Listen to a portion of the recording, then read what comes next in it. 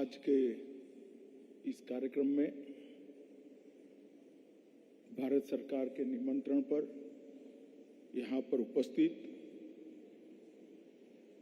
जिन्होंने बंगाल में संविधान के संरक्षण के लिए सदैव जागरूकता बरतते हुए अपने संवैधानिक दायित्वों का निर्वहन किया है, ऐसे हमारे महामहिम राज्यपाल श्रीमान जगदीप धनखड़ जी,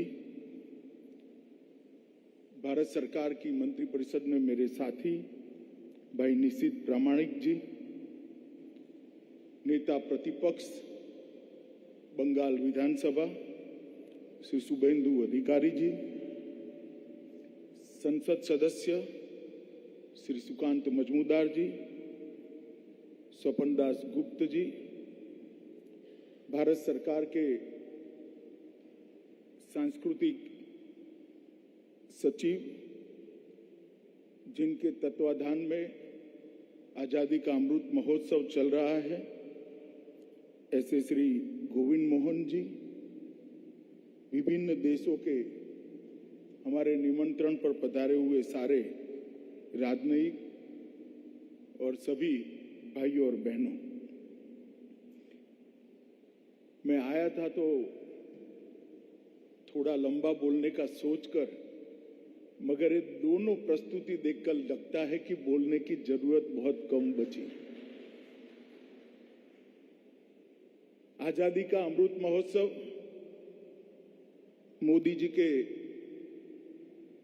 आह्वान पर पूरा देश मना रहा है और आजादी के अमृत महोत्सव के अंतर्गत ही आज ये दोनों कार्यक्रम हमने यहां पर देखे हैं। दिसंबर 2021 में पूरी देश की जिसके प्रति श्रद्धा है, ऐसे बंगाल की दुर्गा पूजा को यूनेस्को ने अमूर्त सांस्कृतिक विरासत में शामिल किया है। ये न केवल बंगाल, पूरे देश के लिए गौरव का विषय है।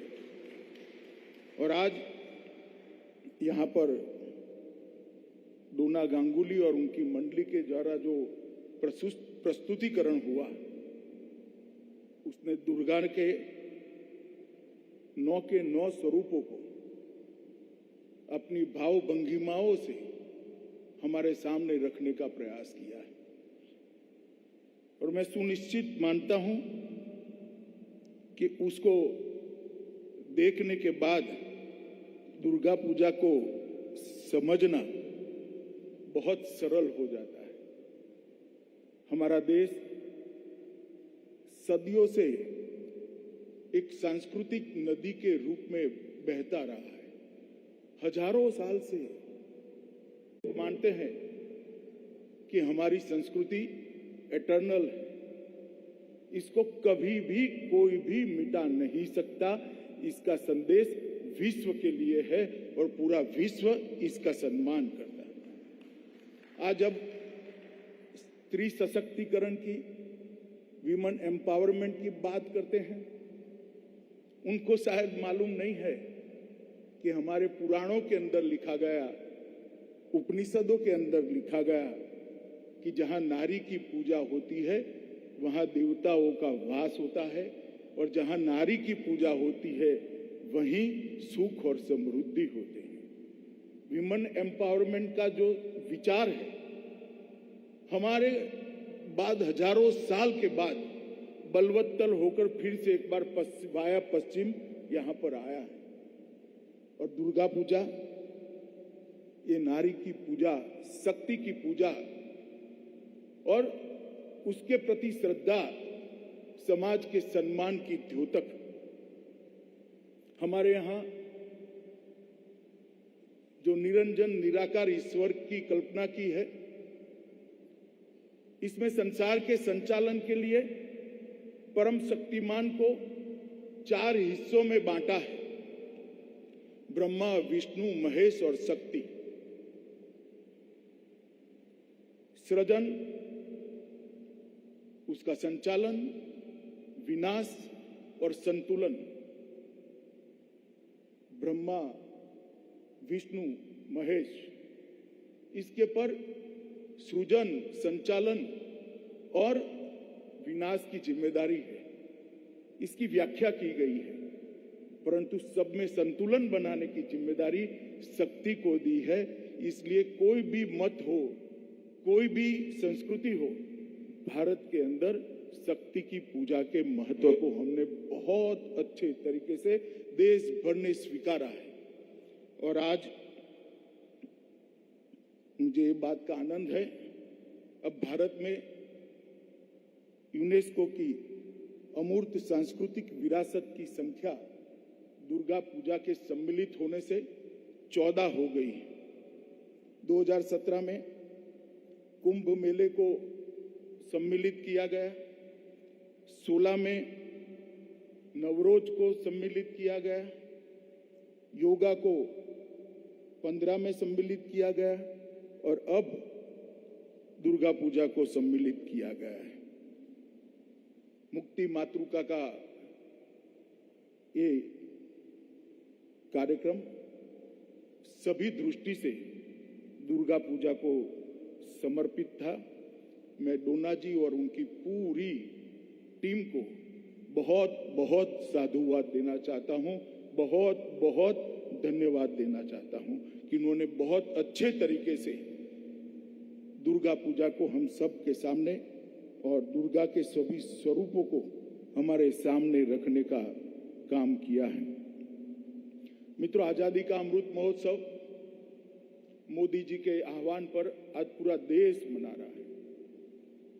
25,000 से ज्यादा कार्यक्रम देश भर में हुए, अनेक प्रकार के कार्यक्रम। मोदी जी ने देश का आह्वान करते वक्त कुछ कल्पनाएं देश के सामने रखी थी कि आजादी हमें बहुत बड़ी तपस्या के बाद, बहुत बड़े संघर्ष के बाद, बहुत बलिदानों के बाद मिली। इसका गौरवगान, उसका सम्मान 130 करोड़ की आबादी और विशेष कर 50% युवा आबादी के अंदर हो। ये आने वाले अनेक वर्षों तक भारत को महान बनाने की यात्रा के लिए बहुत जरूरी है। इसीलिए उन्होंने 3 हिस्सों में आजादी के अमृत महोत्सव को मनाने का निर्णय किया। एक 1857 से लेकर 1947 तक 90 साल लंबे चले हमारे स्वतंत्रता संग्राम को आज की पीढ़ी के जहन के अंदर फिर से एक बार इसको स्थान दिलाना, उनके ध्यान में लाना, कितने कितने बलिदान और कितने कितने त्याग के बाद हम आज मुक्त गगन के नीचे आजादी की सांस ले रहे हैं। और उसके माध्यम से उनके मन के अंदर देशभक्ति का एक अंकुर फिर से जगाने का एक प्रयास करना। दूसरा, 75 साल की यात्रा में भारत ने हर एक क्षेत्र के अंदर अनेक प्रकार की सिद्धियों को प्राप्त किया है, चाहे वो शिक्षा का क्षेत्र हो, चाहे अंतरिक्ष का क्षेत्र हो, चाहे रक्षा का क्षेत्र हो, चाहे कला का क्षेत्र हो, चाहे अर्थ जगत की बात हो। अनेक क्षेत्रों के अंदर हमारी साझी प्रयास के कारण, सामूहिक प्रयास के कारण बहुत सारी उपलब्धियां हमने प्राप्त की हैं। वो उपलब्धियों को भी युवा पीढ़ी के सामने रखना, उपलब्धियों पर गौरव करना और आने वाले सपनों को गढ़ने का उनको मार्गदर्शन करना, ये उद्देश्य रखा है। और तीसरा उद्देश्य रखा है कि 75 साल जब हम मना रहे हैं, तब देश की आजादी को जब 100 साल होंगे, तब देश विश्व के अंदर सबसे महत्वपूर्ण स्थान को प्राप्त कर हर क्षेत्र के अंदर विश्व के अंदर सर्वोच्च स्थान पर जाए, ऐसे लक्ष्यों को तय करना और 25 साल के प्रचंड पुरुषार्थ से, सामूहिक पुरुषार्थ से, 130 करोड़ लोगों के सामूहिक संकल्प से भारत को जब 2047 का साल आए, तब दुनिया में सर्वोच्च स्थान पर देखने का हमारे आजादी के स्वतंत्रता सेनानियों के स्वप्न को पूर्ण करना। ये 3 उद्देश्यों से आजादी का अमृत महोत्सव मना रहे हैं। और मोदी जी ने 75 साल से 100 साल की ये यात्रा को आजादी का अमृत काल एक संकल्प लेना और संकल्प की सिद्धि के लिए पुरुषार्थ करना, इसके बारे में व्याख्या की है। आज आजादी का अमृत महोत्सव न केवल देश, मैं मानता हूं कि पूरे विश्व के लिए महत्वपूर्ण है। मैं इसको 4 प्रकार से देखता हूं। 75 साल पहले भारत ने पूरी विश्व की स्वतंत्रता के आंदोलन का नेतृत्व किया था और एक नया रास्ता, एक नया मार्ग प्रशस्त करा था कि रक्त की बूंद भी बहाए बगैर आजादी किस प्रकार से ली जा सकती है।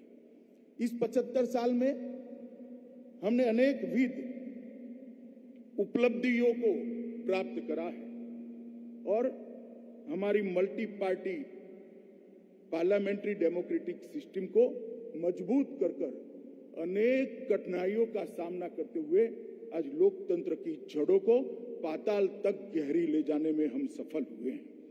हमने ये सिद्ध कर दिया है कि हमारी संस्कृति में भले अनेक विविधता है।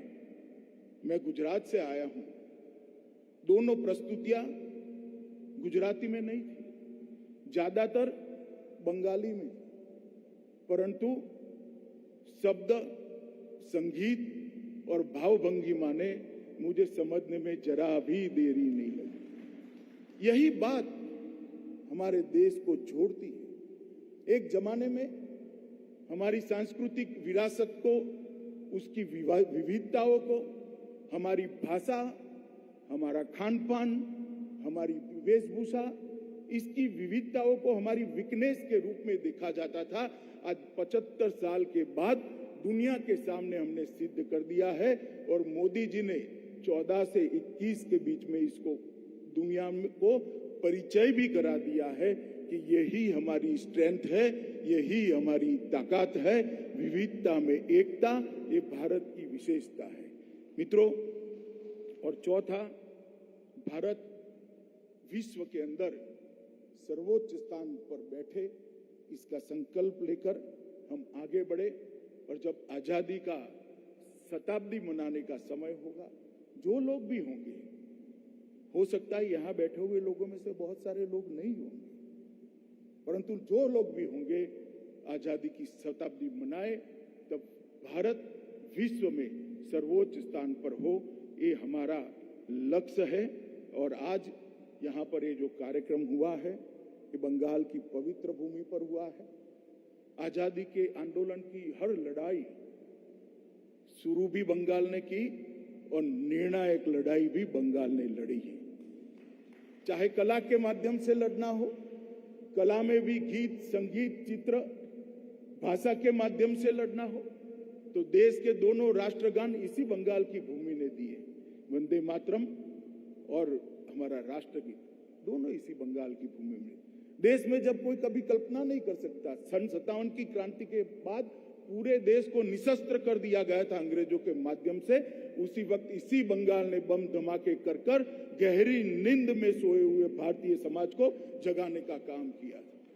14 साल का खुदीराम बोस हाथ में गीता का पुस्तक लेकर हंसते हंसते वंदे मातरम के नारे के साथ फांसी पर चढ़ जाता था। वो केवल बंगाल के लोगों का प्रेरणा नहीं देता था, गुजरात से लेकर बंगाल तक और कश्मीर से लेकर कन्याकुमारी तक विराट भारत के समाज को वो चेतना देता था। हर प्रकार की लड़ाई में सुभाष बाबू की हजारों किलोमीटर की यात्रा को कौन भूल सकता है? कोई नहीं भूल सकता। गांधी जी के अहिंसक आंदोलन के अंदर भी बंगाल का योगदान अतुलनीय है। इसी पवित्र भूमि पर आज यहाँ पर कार्यक्रम हुआ है और मेरे लिए आनंद का विषय है कि कार्यक्रम विक्टोरिया मेमोरियल में हो रहा है और यहीं पर भारत के गुणगान गाने की आज हम सब कवायद करें। मित्रों, आजादी का अमृत महोत्सव हम सब के लिए प्रेरणा का स्रोत है। आज मैं दोनों कलाकार समूहों ने जो प्रस्तुति की है, उनका हृदय से भारत सरकार की ओर से बहुत बहुत धन्यवाद करना चाहता हूं, क्योंकि उनकी प्रस्तुति ने न केवल यहाँ बैठे हुए लोग मगर दूरदर्शन और टेलीविजन के माध्यम से देख रहे करोड़ों लोगों के मन में कोई बात करे बगैर आजादी के अमृत महोत्सव को बहुत सटीक तरीके से उनके दिलो दिमाग के अंदर उतारने का काम किया है। फिर से एक बार सभी का धन्यवाद कर मेरी बात को समाप्त करता हूं। वंदे मातरम।